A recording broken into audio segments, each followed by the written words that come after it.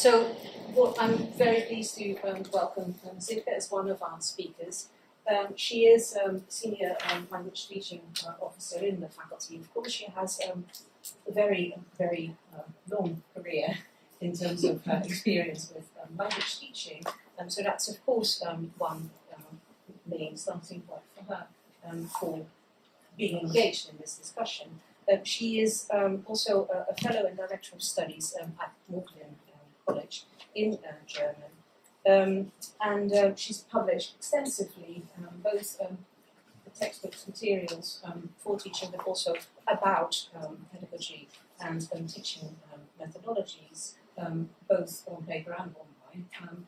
So that's one important aspect of why she is deeply engaged in this discussion. But she's also the faculty's Directorate of School Liaison and Outreach, which places her in a very important role in terms of talking towards the outside community, but also talking to us about what we can do in this context. And then she is involved in a number of other initiatives that are all linked to role in one way or another. So please. The other time I talked about this issue, I felt I had to introduce myself as a bargaining chip. Because I think that's the current debate or the way it's going.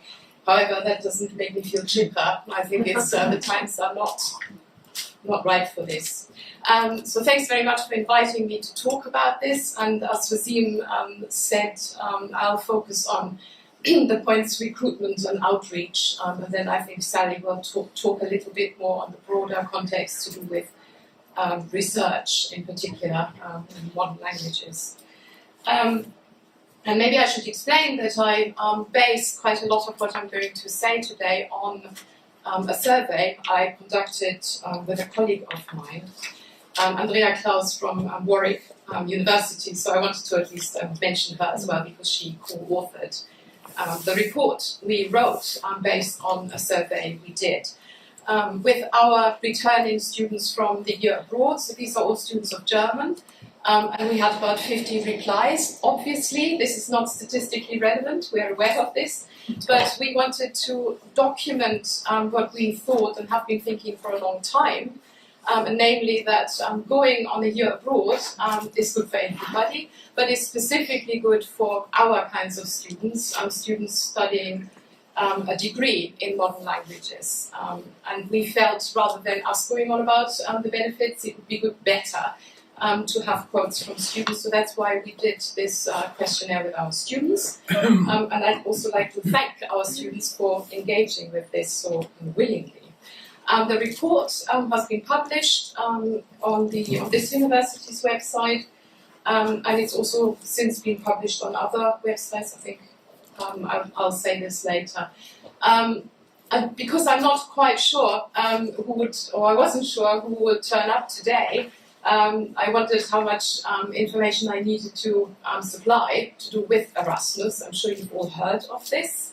But here are just a few figures to do with the kind of current trends that we've been observing. So yes, it's true that usually we usually receive more students from the European Union coming to study here, but the trend seems to be changing, and more students from Britain seem to be choosing to go abroad and spend a year in a country in the European Union or elsewhere, are making use of the Erasmus finances.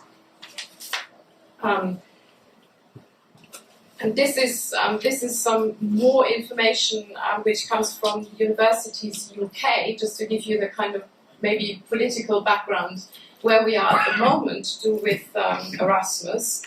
The first slide here really is about how universities in the UK are still searching assurance from the government to do with all sorts of things surrounding Brexit and the EU citizens in this country, British citizens in the EU.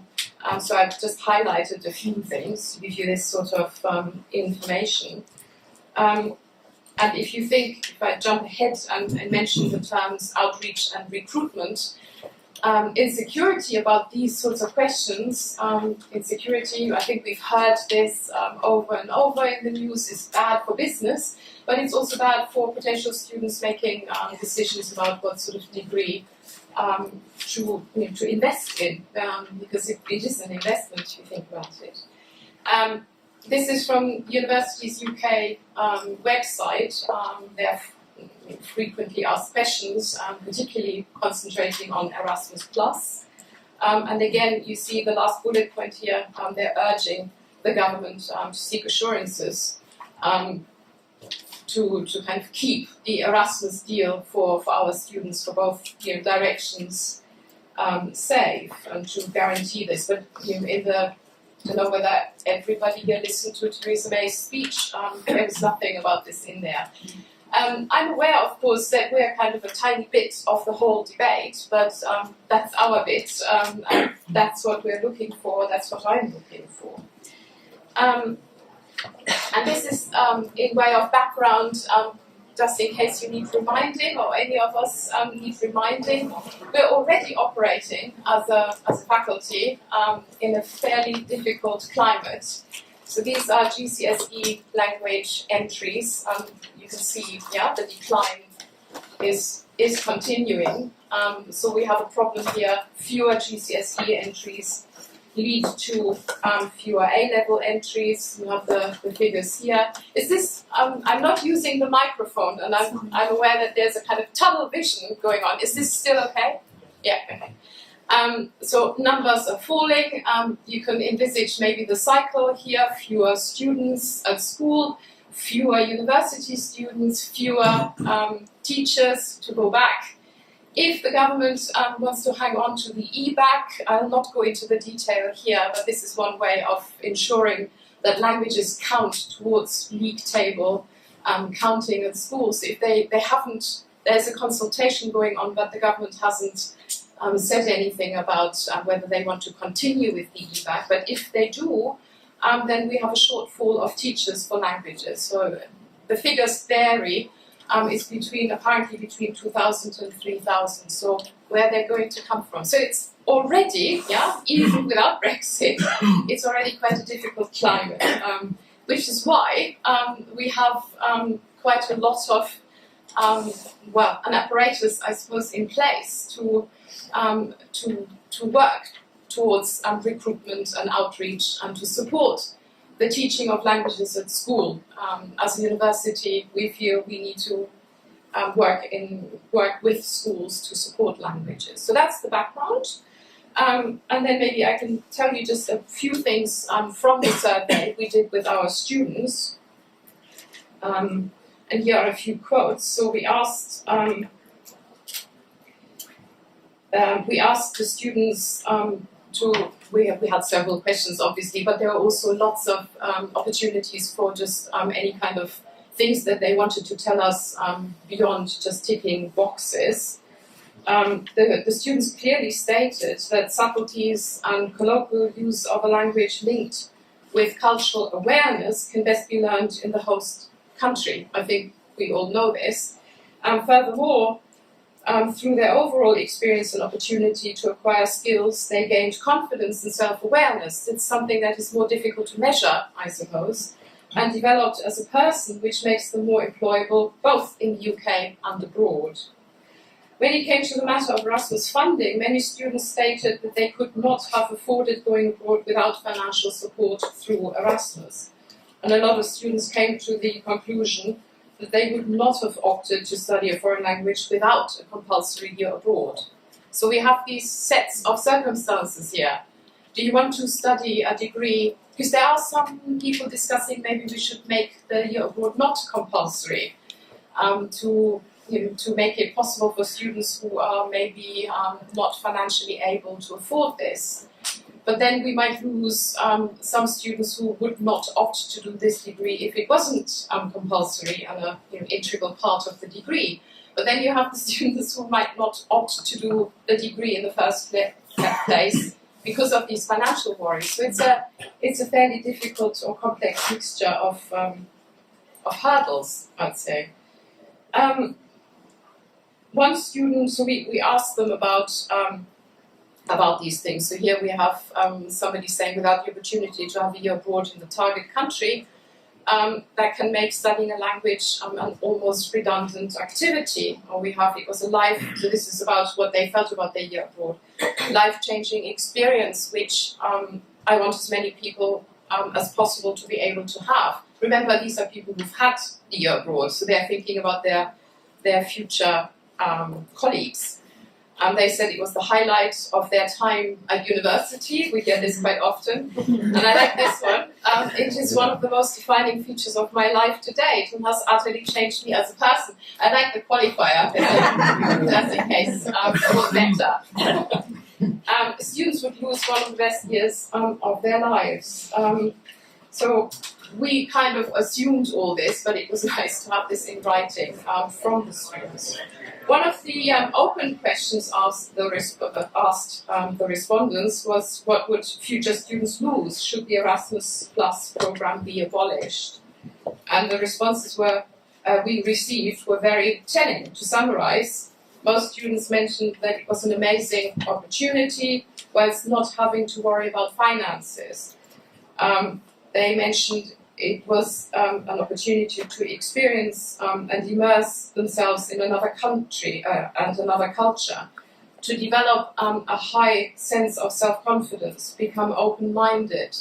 They mentioned the whole ethos around Erasmus as togetherness and collaboration. Other students raised concerns about the value of learning a foreign language without being able to visit the country where the language is spoken, stressing that the language would never become innate to a student without the experience of the year abroad. I think as language teachers, we're all aware of the benefits. The students, not just do they look different when they come back, their spoken language is just completely changed, for the better, I should qualify that too. They also pointed to the dangers of relying on stereotypes of other countries rather than having the opportunity to bring societies closer together.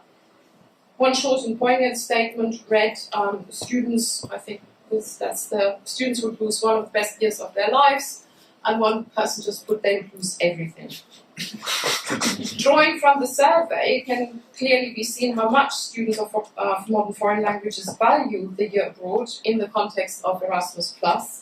It is clear that the year abroad is a vital part of the degree course, one which shapes and develops a student in a way which should not be underestimated and which cannot be replaced by anything the home university can offer. Its loss would be of immense detriment, I think, to modern foreign languages and to our future students in general. We realized, of course, that we needed to send our report also to those who needed convincing. So we all knew this, we felt our own views were confirmed, and that we needed to publicize this more broadly. So I think, so these are the reactions we've had so far. So this is where we've been publicizing our report. We had an article in the New European based on the report, and yesterday there's an article in the Times Higher based in parts on this report. The MP for Coventry South tabled questions. Open Britain have confirmed that they will be campaigning for the UK to stay a full member of the programme. We have sent it to the all-party parliamentary group for modern languages, and we've sent it. I'll not list everybody, but I just thought I'd tell you. So it's not just because I'm assuming I'm kind of talking to the converters already, but we realized that we needed to send this to others. We also sent it to local MPs, and we asked our students to contact their local MPs. So hopefully they can make a bit of an impact. Well, I think you have to stay optimistic. So I think that's why we did this. Particularly, and this is just to finish my presentation on outreach and impacts on outreach and widening participation and recruitment. Here's one reaction. I'll just read this out. I believe that a large number of students will be put off doing a year abroad should this funding no longer be available, leading to fewer students choosing to study languages at university, and in the long term a major lack of skilled linguists. So it's a kind of obvious cause and effect, I think. We have some more here, so you can see mention of lack of financial support would have put them off. would discourage the global attitude, negative social and political ramifications. They feel they would lose more by leaving the EU than the UK could gain. They feel that these opportunities would be taken away from future students. I think these are comments from angry young students. I think they're quite passionate about this, and in discussions I've had with students, this is reflected. Just some further quotes, and because I can't say things like this, but I kind of felt the last one was quite funny. Perhaps one day whispered rumors of the Erasmus program will echo down the corridors of grammar schools, and students will wonder with hopeless longing what it might be like if only their grandparents had not voted to leave the European Union in this silly moment of nationalist madness. So that's a quote. It's worth putting up here and reminding us. Strategies, because I think we can't really, or I don't want to stop on a kind of negative note. We need to do things. We can offer our questionnaire to other people in other departments and other universities if they wanted to do the same survey. Obviously also to other faculties. This university hasn't just modern language students going abroad. There are other faculties who also send students abroad. And in all this we should remember it's not just for students. Erasmus Plus is also for work placements. It staff mobility, it sponsors and finances and supports schools. So it's a kind of bigger group. I mentioned we can petition local MPs and ministers. We can get our students involved. So these are some of the more immediate strategies, I suppose. And maybe just to remind us of the arguments. So when asked, why should any government support this elitist club of Cambridge students who are doing a degree that is a bit kind of pointless anyway? Why should they kind of be helped financially to have a good time, some beach in Spain? Because these are some of the arguments that we come across. So in the past, I think we've used the kind of economic argument why it makes sense to study modern languages, and I've just listed a few things where one can find arguments. Born Global is a British Academy funded project. You can find on their website lots and lots of arguments, lots of studies. The CBI has just published their 9th survey on education and skills. I think I took a note somewhere. Yes, here. So they quote the demand among businesses is still the major EU languages. So this is what business leaders have replied to questions. French, 50% of them said yes, that's the language we need most. German, 47%. Spanish, 30%. So that's still quite high up there.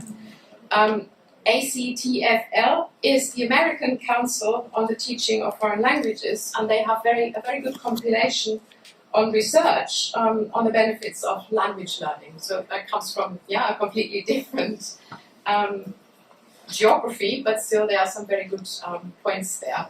And Insider Business UK, they've just published a study where they counted job offers and then counted the kind of prerequisites and the salaries. And there they have a top 9. I don't know why they have a top 9. German comes out top, so that's the highest salaries for UK applicants to jobs in the job market currently, followed by Arabic, then French, Dutch, Spanish, Japanese, Russian, Italian, and Mandarin. So out of those 9 languages, there's still 5 that are European-based languages. So these are the kind of economic arguments we are used to putting forward. Adrian Armstrong from Queen Mary quoted this at a recent meeting.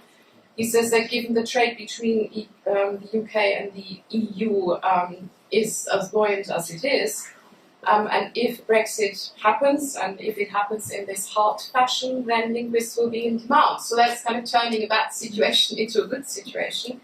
And that's why I called this the now more than ever argument.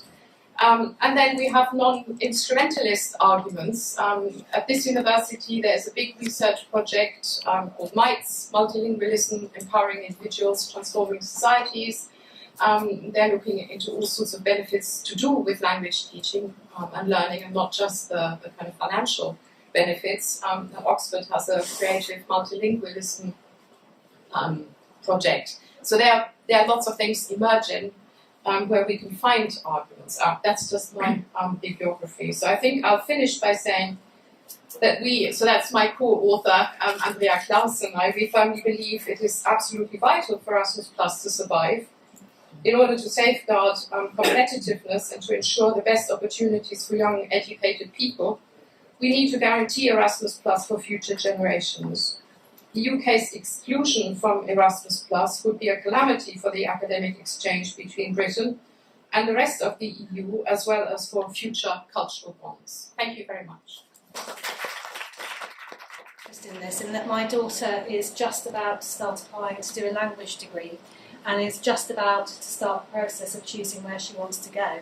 And the reason that she wants to do a language degree is because she says that it will open up the world to her, it will enable her to travel, it will enable her to meet people, and it will give her lots of choices, and because she actually has a joy in another language. And I think that that's the point that we have to start from, that what you do here is something that is not just an economic good, but it is a personally enriching and transforming thing. To allow someone access to another culture, to another country, is something that they will gain and benefit from all their lives, and those around them will do so as well. So I am absolutely in your corner on this, because I absolutely want to know that she will have as many options as she can, and will have the ability to travel and to learn what's going on in the world.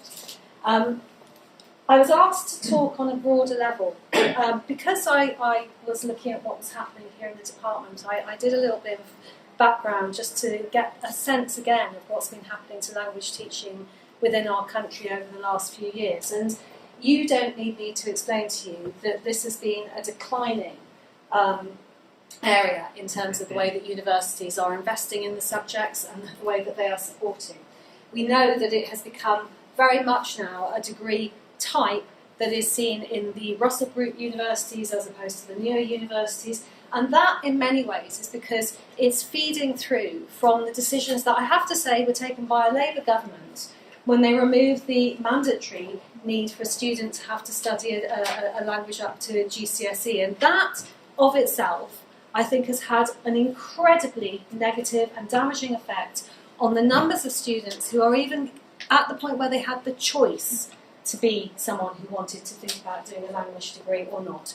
The knock-on effect then goes through to those who then decide that they're going to stay on to do postgraduate study. The knock-on effect goes on to those who then carry on to be teachers within the university system. And that of itself becomes a circular problem, because you're then not having the generation of interest and ideas going back into schools. So I think that decision was one that we really have to look at and say that that has done terrible damage long-term to what we have in the university sector in terms of language. And it pains me to say this, but I have to say that Michael Gove did do something right. When this is not good on camera, I have to say. It's the only time you'll hear me say this. But when he said that we actually had to go back to having at least a language up to GCSE level, was the start of a recovery from what had been done. Nicky Morgan carried on with that, and if you just looked at that particular part of their policy, it should have been a point where we're starting to say, well, we're starting to recognise that this is an outward-looking country, this is a country that actually needs languages as part of what it's doing, this is a country that recognises the centrality of being able to speak outward and not look inward. But then Brexit. And I don't know about you, but I did speak to people for quite a number of days after that happened, because I was in shock. I was in absolute shock. And I think that the point that I want to start with here is that, as you said, we have to recognise that starting from a position where you're seen as privileged, where you're seen as educated, where you're seen as being part of a liberal elite, is what is actually driving a lot of the willingness to not hear the arguments about the benefits of what you do, because that is what happened in that whole campaign. There was a deliberate dumbing down, there was a deliberate introduction of fear of that which is different, there was a deliberate attempt to turn people away from being part of a culture, part of a country, part of an economy that welcomed and supported that kind of attitude that turned us into one that said that that is actually doing us damage. And we have to recognise that that argument won. That argument got traction. And we can't pretend it didn't happen, and we can't pretend that those aren't attitudes that are there and are ones that actually are strongly felt. And that is where, when you sat and watched Theresa May this week, you see where she's getting her energy from, because she is looking at 2020, she's looking at the next election, and she's positioning herself within the Tory party and within the country to win on the basis that we are going to continue down this path of narrowing down our opportunities, narrowing down our choices, and turning us into a country that is very limited in the way that it actually interacts with the rest of the world, particularly with Europe. And I'm spelling it out because that's what I'm getting right across the Tory government, whether I'm in the Ministry of Justice, where I'm spending time along with the POA, meeting them about what's happening in prisons and our educators there, or whether I'm in BEIS, talking to them about what's happening in science and technology, or whether I'm in the Department of Education, talking to them about what's happening about funding both in HE and FE. In any of those departments, the same message is coming across. And it's one that I think we have to recognise as a challenge to us, and one that we have to really stand up to, and we have to really deal with, not just short term, but long term, to turn this argument around, because otherwise we are not going to have an education system that's going to be worth diddly squat, particularly in terms of languages. So I'm going to tell you the bad stuff first, and then I'm going to start talking to you about what we as a union are doing, and hopefully get some feedback from you as to whether you think I've got it right, or whether you want to make sure that I'm going away with other information to add to what I'm doing. When I have the first meeting with what is now BEIS, it used to be BIS, which sounds very like beige, doesn't it? It's quite disturbing every time I meet them. They said to me that there were 40 areas across government that had been identified as ones that had to be looked at for the negotiating strategy. That then had got knocked down to 20 by the Brexit department, of which higher education was one. They then took me into a football analogy and said, if you want to look at where HE sits in terms of the Premier League, you are Southampton.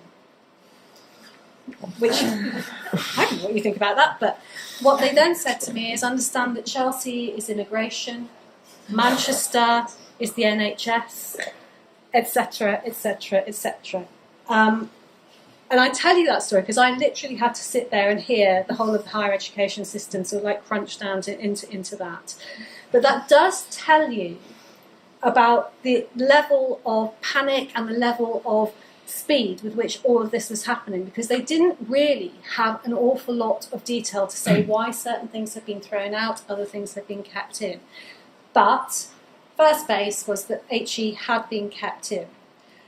We then get into the discussion about what is happening about research funding and about teaching, and at that point they absolutely had no idea whether we were even going to get an announcement about any guarantees on research funding up and including the deadline for the actual vote itself. And only after a lot of pressure was brought to bear did we get the speech that came out that said that research funds that had been agreed up and until the actual vote would be ones that the government would commit to making sure they were supporting.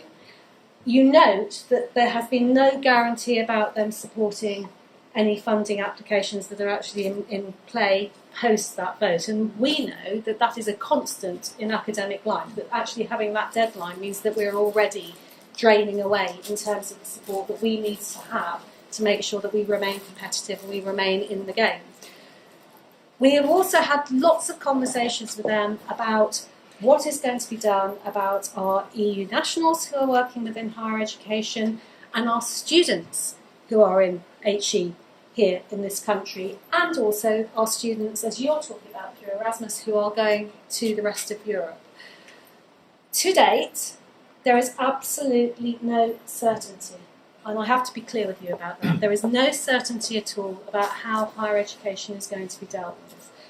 We know from the speech this week that it is going to be part of the negotiation. We also know that the Prime Minister herself still has no idea about how she's going to undertake this, other than that she wants to have an agreement with Europe about how we can actually keep the funding streams, how we can actually keep the research streams, how we can actually keep the interaction over the whole of the continent. Well, that's not a surprise, but the rest of Europe, I have to say, isn't necessarily in the same place as the Prime Minister. So hearing her say that is not taking us a great deal of the way forward. On top of that, this week, I have been asked by the department to start thinking about how we would define an academic. Now, welcome to my life. I have these very strange conversations. What do you mean? I said. Well, they said to me, we have to have discussions with the Home Office and with the Brexit Department and with the Cabinet about immigration. We have to find ways of explaining what an academic is in such a way that it's not so broad that they say that that means nothing, therefore you're going to let everyone in, those nasty, nasty foreigners, but it's loose enough that it keeps your postgraduates, it keeps your full-time employed academics, it keeps your students who are doing a small amount of teaching, it keeps your researchers, it keeps everyone that we actually need within the system. Now, what I have said to them is that that is an impossible task, other than if you go back to what a statute says, where it defines what an academic does, which is research, teaching, some administration, governed by statutes to protect academic freedom. But the problem that we have with that is that the university sector itself has been destroying that very definition by putting people on casualised contracts, putting them on teaching-only contracts, utilising postgraduate students in a way that I consider quite abusive to do most of the teaching in order that they can actually get through their postgraduate studies. So of itself, the sector has got a problem. But that is what they are grappling with in government. They are trying to find a way from one department to protect against another department that has the priority, the Chelsea, in this discussion, which is that immigration has to be closed down. So we are then also getting into the game of whether it's taking the business critical argument forward, and it is an argument that then goes into individual jobs. Is it a person who is needed in that role? Is it something that's going to be of benefit to the country? Is it something that's going to have a high wage attached to it? Well, I have to say to them as well, I'm terribly sorry, but because the sector has been paying its staff so badly, you're going to have to think very carefully about whether you put an actual price tag against a university job, because it doesn't work like that. So all of this conversation is taking place week by week by week. And I feel very strongly that what I'm hearing is running desperately to catch up with an agenda that hasn't yet been fully defined, set against a negotiation with the rest of Europe where we are being sold a pup. That's what I think. Because it is absolutely lacking in any intelligence to not understand that if you have the rest of Europe agreeing to free movement, recognising that that is an economic benefit, and working together in terms of trading agreements, we are not in the strongest position, and that is something that we have to recognise, and having come out, there will be a price to pay. Then you get on to the politics of it, and I again want to be very honest with you. I voted to stay in Europe. I personally do not have a democratic problem with us having another referendum at the point where they get whatever ridiculous deal they're going to come up with. I don't see that as an issue. But I know that's not an argument that's getting much traction, but that is something that I think is worth you being aware that that's where I'm coming from, because I think that we have to work very hard to try and actually keep these doors open, and that includes actually taking on this argument that you have one decision taken once and you never revisit it, because I think we have to. That includes talking to the Labour Party, that includes talking to the Libs, that includes talking to the Greens, it includes talking to the Tories, and we're going to have to keep on doing that right the way along the line. So what we have done within the Union is start putting some meat on the bones on this. We have started getting very clear evidence that we are putting in front of MPs, that we are putting in the press to show that we have academics who are telling us very clearly now already that they have colleagues who are considering moving from working within this country to working elsewhere because A, the academic credentials of this country are not as strong if we can't guarantee research collaboration, but also because they're not feeling very welcome. And that theme is running right the way through a lot of the feedback we're getting from our members. Two, we're getting a lot of data that's showing us that we actually do now have academics who are telling us that they are not getting the research grants with others because they are in a UK-based university. That colleagues elsewhere in Europe are telling them quite honestly, quite openly, is nothing to do with whether I like you, whether we have worked well with each other in the past. It's to do with the fact that putting UK on that application is not now helpful. In fact, it is the exact opposite. So we know that this is starting to happen now. And we also are very aware that students are making choices where they're looking at the United States, they're looking at Australia, and they're looking at India at the same time now as they are looking at the UK. So where we have sat as one of the major places where international students come, we have to recognise that we are already getting evidence from our members who work in admissions telling us that those are the conversations that they're now starting to have. So all of that evidence we are placing absolutely in the lap of any minister that we can find in order to make it very difficult for them to say that actually this is all going well and this is not going to have any damage attached to it. Because that's the first thing that we've got to get through. We've got to create that kind of tension within the government so that they understand that this is going to have an economic damaging effect on them in terms of government, primarily them looking at the rest of the Tory party and knowing that that means that local MPs are getting the same feedback as well. Really important that we're doing that, and you have my word, huge amounts of time is being spent doing that. We also are going to be putting evidence in front of the Select Committee next week, the Education Select Committee, where I'll be giving evidence and showing them exactly what's taking place in terms of our members' feedback, what's taking place in terms of research funding, what's taking place in terms of teaching. And putting all of that to them. And what we are going to do is actually take them through a number of points, which if you go to our website, you could just get the list. And it's something that I would really urge you to just pick up and run with and start, as you've been talking about, talking to MPs, talking to whoever you can, really, and getting this argument out there. So, to start with what we're doing, we're asking specifically for a strategic review to put this alongside what's happening with the HE bill. And we're very clear that having the HE bill going through at the same time as Brexit is going through, in exactly the same time frame, has to be one of the most crazy things that you could possibly have happen. And we're asking that they actually take a pause on that and look at what will happen. Now, I don't hold my breath on the HE bill because I think there's a lot of capital invested in that in terms of private providers and in terms of tech. So we're going to have to work hard on that. But the point is being made very clearly, particularly within the Lords, that this is something they need to think of. Is this a sensible decision for government to undermine a sector through a new bill and new regimes at exactly the same time as they're undermining them through what they're doing in terms of the negotiations on Brexit? It's very hard to say anything other than no. The second thing we're doing is asking them very specifically and very early on to give us the guarantees that we need both on the security of EU staff to be able to stay here in this country and be able to carry on with their jobs, but also for our students. Now that is something that we have to keep pushing and pushing and pushing. Third point is to make sure that we are keeping ourselves in the game in terms of being able to attract international talent coming in. Now that sounds a very kind of like motherhood and apple pie statement, but it is very important in terms of what I've said to you about how they're trying to define different categories within this immigration debate. And that is, I think, how it's going to come out. There is going to be a ranking order, there is going to be a different categorisation, and in terms of where we need to make sure the arguments are put for HE, is to make sure it's understood that that is absolutely critical for the sector, that we make sure that that door remains open.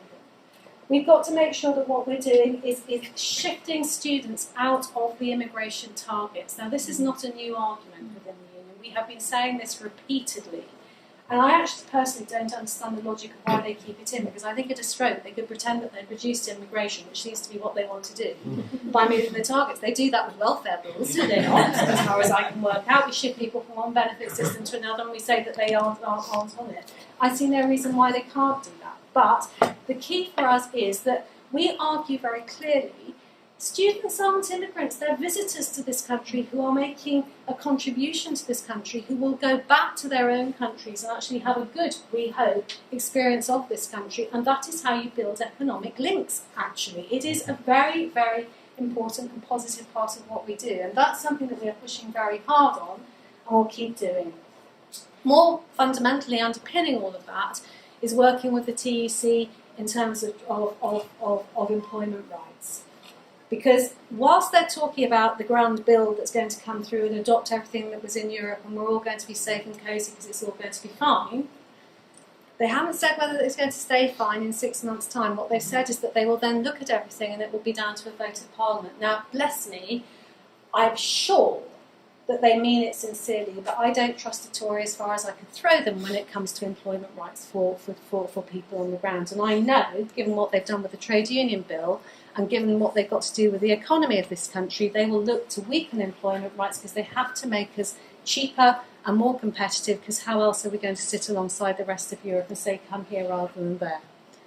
So it is fundamental to what we do as UCU that we work alongside GMB, Unite, all of those big unions for general employment matters, and campaign like mad to make sure that we keep the employment rights of our members at the top of a government agenda and make sure that that's something that they know that they have to commit to. So it's a very clear list. It's a very clear list. It's guarantee funding, guarantee access to students, guarantee access and permanency to our European colleagues in this country. Make sure that you actually recognise that we have to have decent employment conditions and actually start putting some certainty into what is a very uncertain world. So that's a lot. But I want to tell you what we have done so that you know why I know that we can do some of this. We won't get everything, but we will get something. Monday, I sat and I watched the House of Lords defeat the higher education bill. That doesn't happen very often. That happened because we had put a huge amount of effort into asking our members, you, to talk to your MPs and the members of the Lords that you knew and put the pressure on. So you had all of the crossbenchers, you had the Liberal Party, you had the Labour Party combine and vote that bill down. Now what that doesn't mean is it's gone away, but it does mean that we're into the bargaining round and they won't get what they wanted, and they are very upset about that. I also watched them a number of months ago have to put back into their whole prevent strategy a parallel duty around academic freedom. They did that because we made them do that. So I know that if we put our minds to it, we can actually get shifts in this negotiation and we can get the support within Westminster in order to make the changes that we need. I think that it's going to be hard. I think it's going to be long, but I think it's worth it. It's worth it for what you said just in terms of the students here and what matters to them. It's worth it to every member that we represent, whether they're in FE, whether they're in HE, whether they're in a post or a pre-92 institution. It's worth it because we all of us got families and we all of us know that what we have at the moment is a very fragile country and one that we have an opportunity and a responsibility, I would say, as trade unionists to start rebuilding. So that's what I hope we as UCU will be participating in, and I hope that you as members recognise that we are doing our best. I know I've talked over my time and I'm very sorry, but I wanted you to get a big picture of everything that's taking place, and give me, please, anything that you want me to take back. I am genuinely going to talk about what you said, Silke, on Wednesday when I'm in front of the Select Committee. I will use some of that. Anything that you want me to say, just get it to me, because I am your voice. And on this one, I'm not going to shut up until I get back as much as possible of what they're trying to take away, because it's not theirs, it's ours. And that's what we fight for. So thank you.